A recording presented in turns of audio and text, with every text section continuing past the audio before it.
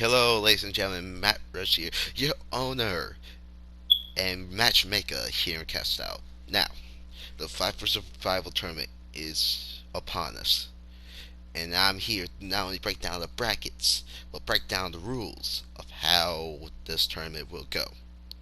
Now, unlike last year's Fight for Glory tournament, it won't happen at the pay-per-view. No, it will be a separate entity except for the finals.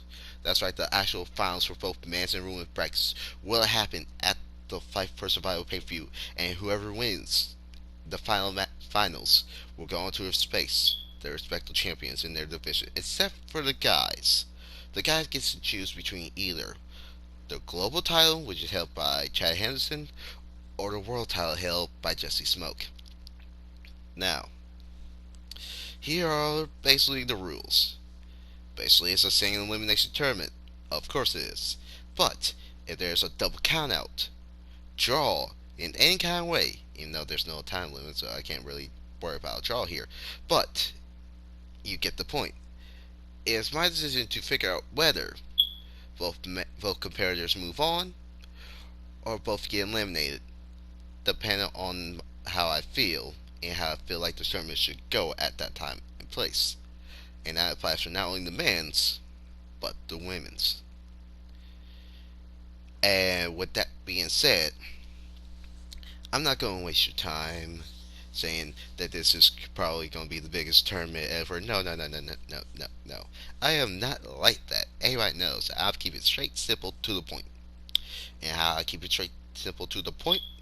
Well, let me get into the brackets right here, right now, because instead of just choosing people based on when they're qualified, no, I actually went through a different step instead. I went through a random name generator to pick out each match and how it was going to go. There's 8 women, 4 matches. 8 men, 4 matches. You get the point. That means the final 2 names who were picked in that name generator will be the last match in the first quarterfinal rounds of the tournaments in both men's and women's. Now, I'm not going to waste your time. Let's get into these brackets. In the first match of the women's Fight for Survival tournament, it would be Kandel Kazarian taking on Aiden Willow. Both these ladies have been making an impact.